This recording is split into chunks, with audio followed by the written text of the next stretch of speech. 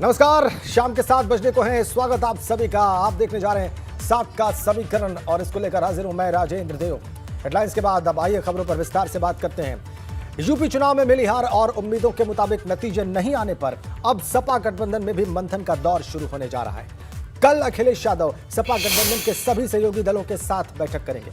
अखिलेश यादव की तरफ से बुलाई गई इस बैठक में विधानसभा चुनाव से पहले बने गठबंधन के सभी दलों के नेता शामिल होंगे और इसमें राष्ट्रीय लोकदल के अध्यक्ष जयंत चौधरी, सुहेलदेव भारतीय समाज पार्टी के अध्यक्ष ओम प्रकाश राजभर, महान दल के अध्यक्ष केशवदेव मौर्य, जनवादी सोशलिस्ट पार्टी के अध्यक्ष संजय चौहान और अपना दल कबीराबादी के अध्यक्ष कृष्णा पटेल शामिल होंगी।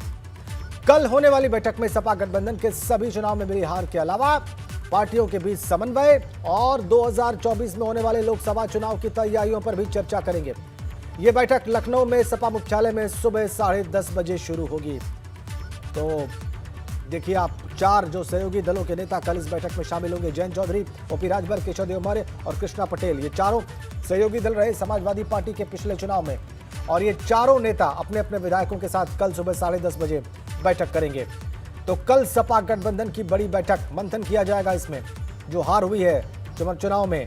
इसके अलावा जो आने वाला लोकसभा चुनाव है 2024 का, उसकी तैयारी कैसे की जाए, इस पर भी ये गठबंधन दल के नेता मंथन करेंगे सपा के अध्यक्ष अखिलेश यादव के साथ मिल बैठकर।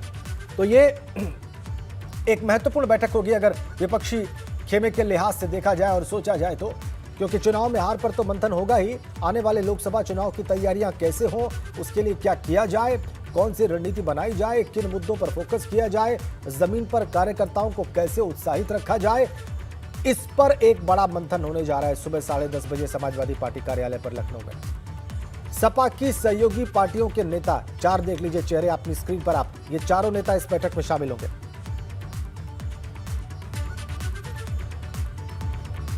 और आपको बताएं कि यूपी विधानसभा चुनाव में मिली करारी हार के 18 दिनों के बाद आज मायावती ने बहुजन समाज पार्टी की एक बड़ी बैठक बुलाई।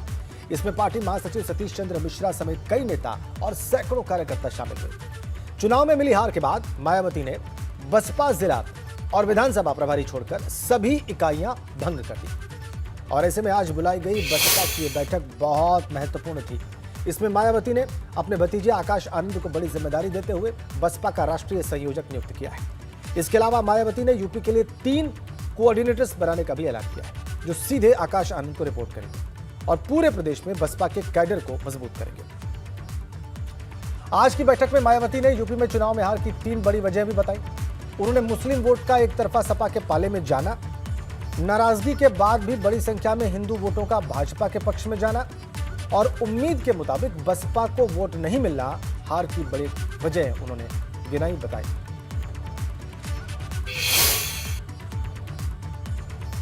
बहुजन समाज पार्टी के राष्ट्रीय अध्यक्ष बहन कुमारी मायावती जी ने संगठन पर, विशेष तौर पर संगठन पर उन्होंने चर्चा किया और जो चुनाव हुआ है उस पर समीक्षा करके उन्होंने आगे की रणनीति को बताया।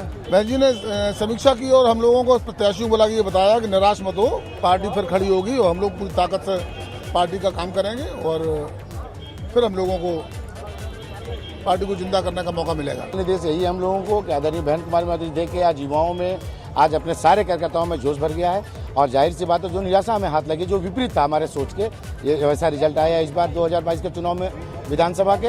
लिहाजा आदरणीय बहन कुमारी मायावती ने अपने संगठन को फिर से मजबूत करने के लिए समीक्षा बैठक बुलाई थी। बहन जी ने कहा है उसी आधार से हम लोग बहुजन समाज पार्टी को मजबूत करने के लिए पुनः एक बार जोश के साथ सब लोग अपने अपने जनपदों में, अपने अपने मंडलों में, पूरे प्रदेश में उसी जोश के साथ काम करेंगे जिससे बहुजन समाज पार्टी अगले चुनाव में पूर्ण बहुमत के साथ आए उत्तर प्रदेश में।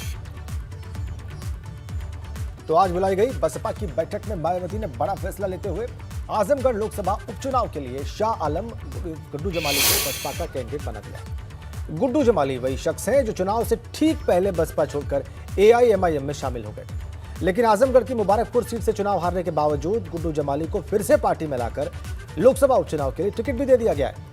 आजमगढ़ लोकसभा सीट अखिलेश यादव के इस्तीफे के बाद खाली हो चुकी है और आने वाले दिनों में वहां पर उपचुनाव होना है और ऐसे में आजमगढ़ में दोबारा पांव जमाने के लिए एक बार फिर मायावती ने गुड्डू जमाली पर ही बड़ा दांव लगाया है।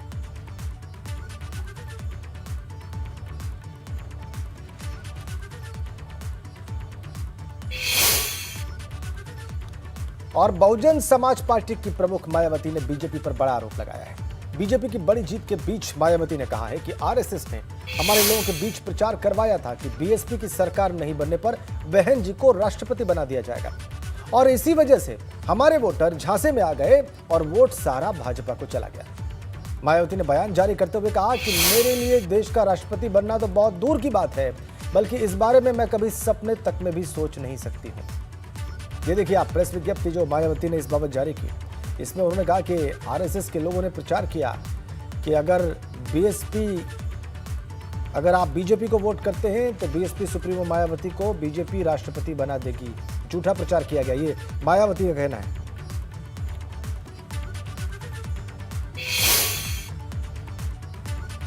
और भाजपा सरकार में राज्य मंत्री स्वतंत्र प्रभार बनाए गए बीजेपी पिछड़ा वर्ग मोर्चा के प्रदेश अध्यक्ष नरेंद्र कश्यप ने मायावती के बयान पर निशाना साधा है। मायावती ने आज पार्टी पदाधिकारियों के साथ बैठक में आरएसएस पर आरोप लगाया था कि उस पर नरेंद्र कश्यप का साफ तौर पर कहना है कि बीजेपी भला मायावती को क्यों राष्ट्रपति बनाएगी। शपथ ग्रहण के बाद अब जो नवनियुक्त मंत्री हैं उनको विभाग का इंतजार है। हमारे साथ नरेंद्र कश्यप हैं, राज्य मंत्री स्वतंत्र प्रभार बनाए गए। डॉक्टर साहब, अब इंतजार है कि विभाग कब मिले? देखिए, महत्वपूर्ण जो कार्य था वो मुख्यमंत्री जी के नेतृत्व में आदरणीय प्रधानमंत्री जी की उपस्थिति में संपन्न हुआ। खासतौर से दूसरा ये कालखंड शुरू हो रहा है भारतीय जनता पार्टी की सरकार का। हाँ, विभाग किसको क्या मिलेगा ये डिस्कशन है माननीय मुख्यमंत्री जी का। उम्मीद है एक आध दिन में विभागों का बंटवारा होगा। जब चुनाव चल रहे थे तो एक माहौल ऐसा बनाया गया कि पिछड़ा जो बीजेपी से नाराज है और स्वामी प्रसाद मौर्य चले गए, दारा सिंह चौहान चले गए, धर्म सिंह सैनी चले गए और वो जहाँ जहाँ जाते थे यही कहते थे कि पिछड़ा इस बार समाजवादी पार्टी गठबंधन के साथ आने वाला है। गच्चा खा गए वो, राजनीतिक विश्लेषण की कमी रह गई। वो नहीं जान पाए कि मोदी जी के कार्यों का आकलन देश और प्रदेश की जनता कर रही है। उनको मालूम नहीं था कि 15 करोड़ लोग उत्तर प्रदेश में कोरोना कालखंड में भी कभी हमारी सरकार ने उनको भूखे नहीं सोने दिया। किसानों के खातों में माननीय प्रधानमंत्री जी के द्वारा घोषित योजना का लाभ हम लोगों ने दिया। जनधन योजना का लाभ मिला, किसान सम्मान निधि योजना का लाभ मिला, मुफ्त राशन का लाभ मिला। और जो प्रदेश के अंदर एक लॉ एंड ऑर्डर की समस्या रहती थी, आदरणीय योगी जी के मुख्यमंत्री बनने से पहले उसको दुरुस्त किया है, उसको ठीक किया है। मैं कहता हूँ लोकतंत्र में भरोसा बढ़ा योगी जी की सरकार में, और उस भरोसे ने प्रदेश की जनता के मनों में कहीं ना कहीं भारतीय जनता पार्टी के लिए आशीर्वाद को और मजबूत किया। परिणाम 2022 का भी बहुत सुखद रहा। नरेंद्र कश्यप का बयान आपने देख लिया। उत्तर प्रदेश में चुनाव खत्म हो गए और प्रदेश में एक बार फिर भाजपा की सरकार भी बन गई, लेकिन भाजपा की जीत का जश्न मनाना कुशीनगर में एक व्यक्ति के लिए मौत का सबब बन गया। घटना कुशीनगर के रामकोला थाना क्षेत्र के कटगरई गांव की है। यहां पर एक मुस्लिम युवक को कुछ लोगों ने सिर्फ इसलिए पीट कर मार डाला क्योंकि उसने चुनाव के दौरान भाजपा के लिए प्रचार किया था और योगी सरकार बनने पर गांव में मिठाई बांटी थी। कहा यह जा रहा है कि इसी वजह से बाबर नाम के मुस्लिम युवक की कुछ लोगों ने 20 मार्च को बुरी तरह से पिटाई की। इसके चलते गंभीर रूप से घायल बाबर ने आज अस्पताल में दम तोड़ दिया। युवक की मौत की खबर मिलने पर क्षेत्रीय विधायक पीएन पाठक खुद मौके पर पहुंचे और मृतक के शव को कंधा दिया। फिलहाल इस मामले में अब तक किसी आरोपी की गिरफ्तारी नहीं हुई है, लेकिन पुलिस ने पीड़ित परिवार को आरोपियों की जल्द गिरफ्तारी का आश्वासन दिया है। 3 तस्वीरें सारे घटनाक्रम से जुड़ी हुई आपकी स्क्रीन पर। मृतक भाजपा कार्यकर्ता की आप तस्वीर देख पा रहे हैं। भाजपा विधायक ने कंधा दिया आज और स्वाभाविक रूप से परिवार में मातम पसरा हुआ है। गहरा दुख परिवारजनों को, और यह सारा घटनाक्रम बहुत अफसोसनाक, चौंकाने वाला भी। मुस्लिम कार्यकर्ता भारतीय जनता पार्टी का मिठाई बांट रहा था भाजपा की जीत पर जश्न मनाते हुए, पीटा गया उसको। 20 मार्च को यह घटना हुई, आज मौत हो गई। परिवारजन कह रहे हैं कि पुलिस में कंप्लेन की गई, लेकिन उसका कोई असर नहीं हुआ, कोई फर्क नहीं पड़ा और आखिरकार इस कार्यकर्ता की जान चली गई। ये बेहद अफसोसनाक। वोट दे दादा बनी योगी बाबा के तो हमरा साथे गद्दारी कैले वालो आ साइकिल पर कहत रहल लोग वोट देवे का साइकिल कोट नहीं जाता है तो वही खातिर 4 बजे दिन में हम निकल गए यहाँ झट के डांगी से गड़ासी से ईटा से हथौड़ी से मारल पूरी हम प्रधान कहला हाँ जे मार दसो हम देख ले। ये लोग 4 महीने से प्लान बना रहा था इसको मारने के लिए और धमकी जो दे रहे थे धमकी पे धमकी दे रहे थे और उसके बाद से एक दिन पथराव किए इसका घर फर तोड़ ताड़ किए पूरे मारने वाले लोग जितने भी थे सर। उसके बाद से इसको मौका ढूंढ रहे थे कब मारे सर। ये बस ये बीजेपी के प्रचार प्रसार में लगा हुआ था और इसके लिए ये लोग बहुत मतलब इन लोगों का पूरा मतलब गुस्सा सर पे चढ़ गया था कि अब मार देंगे तब मार देंगे। कई बार इसको धमकी मिला 10 लाख थाने में दे देंगे, मार देंगे, ये कर देंगे, वो कर देंगे। हमारा भाई बहुत दौड़ा अपने मौत के लिए, भीख मांगा हो, एसपी कार्यालय में गया, उसके बाद से थाना रामकोला में गया, उसके बाद डीएम साहब के पास गया, हर जगह FIR किया है, कोई सुनवाई नहीं हुआ है और ना ही कोई इसको बचाया है। लास्ट में लोग मारते मारते इसका जान ले ही लिए। 24 में संलिप्त तो कोई बक्सा नहीं जाएगा। यहाँ सारे अधिकारी हैं, एसडीएम साहब हैं, सीओ साहब हैं, SHO हैं। 24 में संलिप्त तो कोई बचेगा थोड़ी, दोबारा कोई इस तरह की हरकत करने की कोशिश नहीं करेगा। ये हमारा वचन है। प्रथम दृष्टया डेड बॉडी उठाने को लेकर विवाद था, जिस विवाद का निस्तारण किया गया है। परिजनों द्वारा FIR लिखा दिया गया है, सुसंगत धाराओं में FIR दर्ज हो गया है। अभी इन लोगों द्वारा बताया गया कुछ और लोगों का नाम ये लोग देना चाहते हैं, विवेचना में वो नाम टेकअप किया जाएगा और न्याय व्यवस्था में विश्वास रखते हुए कड़ी से कड़ी सजा दी जाएगी। और इसी मामले से जुड़ी एक बड़ी अपडेट आपको दे दें। कुशीनगर में भाजपा कार्यकर्ता बाबर की मौत का मामला है, पुलिस ने आरोपियों पर FIR दर्ज कर ली है। बड़ी अपडेट, एक सप्ताह के बाद भी आरोपियों की गिरफ्तारी नहीं हुई है, लेकिन पुलिस ने आरोपियों पर FIR दर्ज कर ली है इस मौत के मामले में। बड़ी अपडेट, हमारे संवाददाता अखिलेश तिवारी हमारे साथ जुड़ गए हैं। पुलिस ने किन लोगों पर FIR दर्ज की है, कितने लोगों पर और किन धाराओं में? अखिलेश जी राजेंद्र जी, आपको बता दें ये पूरा मामला 20 तारीख को है। जब 20 तारीख को वो युवक बाबर अपने घर से बाहर निकल रहा था, उसी समय उसके पटीदारों ने, उसके परिवार के लोगों ने उसकी बुरी तरीके से पिटाई कर दी। और सिर्फ कारण ये था कि ये बाबर भाजपा का प्रचार कर रहा था और वो लोग समाजवादी पार्टी का प्रचार कर रहे थे। उसके परिजनों का ये आरोप है। उसने जो बाबर है, उसकी पत्नी बेवा फातिमा खातून ने अपने तहरीर में भी इस बात का जिक्र किया है कि उसका जिक्र किया है कि उसकी पिटाई हुई है और सिर्फ रीजन ये रहा है, उसका कारण ये रहा है कि वो भाजपा का प्रचार कर रहा है। पुलिस ने हालांकि 21 तारीख को 308 और 452, 323, 504, 336 की IPC की धारा में मुकदमा दर्ज कर लिया। अब आज उसकी इलाज के दौरान मृत्यु हुई है, तो ये कहीं ना कहीं ये धारा या तो 304 गैर इरादतन हत्या में तब्दील हो जाएगा विवेचना में, या फिर अगर परिजन कहते हैं या सत्तारूढ़ पार्टी है उसका कार्यकर्ता है तो 302 में भी दर्ज हो सकता है। हालांकि पुलिस के उच्चाधिकारियों से इस मामले में हमारी फोन पे बात हुई है, वो कुछ भी सीधे बोलने से बच रहे हैं। कहीं ना कहीं उनको ये लग रहा है कि जो भी है गिरफ्तारी हो जाए, उसके बाद ही मीडिया को ब्रीफ किया जाए। जी राजेंद्र। ठीक है अखिलेश, बहुत बहुत धन्यवाद आपका। यूपी विधानसभा चुनाव में भाजपा की जीत के बाद लखीमपुर कांड के आरोपी आशीष मिश्रा के पिता और केंद्रीय गृह राज्य मंत्री अजय मिश्रा का वीडियो वायरल हो रहा है। इसमें वो एक सभा को संबोधित करते हुए कह रहे हैं कि चुनाव में हुई भाजपा की जीत और लखीमपुर में क्लीन स्वीप ने उनके ऊपर लगाए गए सभी आरोपों के कलंक को धो दिया और विरोधियों के झूठे आरोपों की हवा निकाल दी, क्योंकि हम जानते थे कि हम निर्दोष थे। अजय मिश्रा टीवी का यह वीडियो होली मिलन समारोह का बताया जा रहा है, जो अब वायरल हो चुका है। हमारे क्षेत्र के लोगों ने जिस तरह से इस विधानसभा के चुनाव में अपना सहयोग किया, उसने न केवल हमारे विरोधियों की एकदम उनके मन में जब लखीमपुर शब्द वो चाहे टेलीविजन पर देखते थे, किताब में देखते थे, पढ़ते थे, या कहीं आंख भी बंद हो कान में लखीमपुर नाम आता था, तो सबसे पहले हमारी शक्ल उनके सामने आती थी।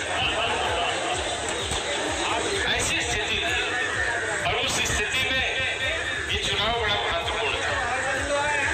लेकिन हमारे क्षेत्र के लोगों ने जिस तरह से इस विधानसभा के चुनाव में अपना सहयोग किया, उसने न केवल हमारे विरोधियों की एकदम। सात का समीकरण देख रहे हैं आप। ब्रेक के बाद चलिए खबरों में एक बार फिर से आगे बढ़ते हैं। सीएम योगी ने गोरखपुर से वाराणसी के लिए नई उड़ान की शुरुआत कर दी है। आज वर्चुअल माध्यम से कार्यक्रम का आयोजन किया गया। इसमें मुख्यमंत्री ने इसकी शुरुआत की। गोरखपुर से वाराणसी के लिए उड़ान सेवा शुरू होने से गोरखपुर से जुड़े गंतव्य स्थानों की संख्या 8 और कुल विमानों की संख्या 12 हो गई है। कार्यक्रम में केंद्रीय नागरिक उड्डयन मंत्री ज्योतिरादित्य सिंधिया और राज्य मंत्री डॉक्टर वीके सिंह भी शामिल हुए। सीएम योगी ने कहा कि पिछले 5 सालों में एयर कनेक्टिविटी बहुत बढ़ी है।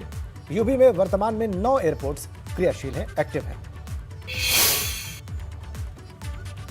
उत्तर प्रदेश के 9 एयरपोर्ट पूरी तरह क्रियाशील हो चुके हैं। यह सब संभव हो पाया है आदरणीय प्रधानमंत्री जी के मार्गदर्शन और नेतृत्व के कारण। आज से 5 वर्ष पहले उत्तर प्रदेश के जो 4 एयरपोर्ट क्रियाशील थे, उनमें से मात्र देश के 25 गंतव्यों तक की ही यात्रा संभव हो पाती थी। हम वर्तमान में प्रदेश में 75 गंतव्यों तक उत्तर प्रदेश से प्रदेश के और देश के विभिन्न शहरों की यात्रा कर सकते हैं। बाबा विश्वनाथ का धाम आज बाबा गोरखनाथ के धाम से वायु मार्ग से जुड़ रहा है और साथ ही साथ ये मेरे लिए अत्यंत प्रसन्नता का विषय है कि गोरखपुर से कानपुर, वाराणसी से मुंबई, कानपुर से पटना, कुशीनगर से कोलकाता समेत 6 अन्य फ्लाइट उत्तर प्रदेश के अलग अलग शहरों से प्रदेश और देश के विभिन्न गंतव्यों को जोड़ने के लिए आज प्रारंभ हो रही हैं। मैं इसके लिए माननीय श्री ज्योतिरादित्य सिंधिया जी को, नागर विमानन मंत्रालय को, प्रदेशवासियों की ओर से हृदय से धन्यवाद देता हूं। और अब वो खबर जो पूरे देश के लोगों के लिए खुशखबरी लेकर आई है। अमरनाथ यात्रा को इस बार हरी झंडी मिल गई है। कोरोना महामारी की वजह से पिछले 2 सालों से बंद रही अमरनाथ यात्रा इस साल फिर से शुरू हो रही है। अमरनाथ श्राइन बोर्ड ने 30 जून से यात्रा शुरू करने का फैसला किया है, जबकि इस साल अमरनाथ यात्रा 43 दिनों तक चलेगी। रक्षाबंधन के दिन अमरनाथ यात्रा का समापन होगा।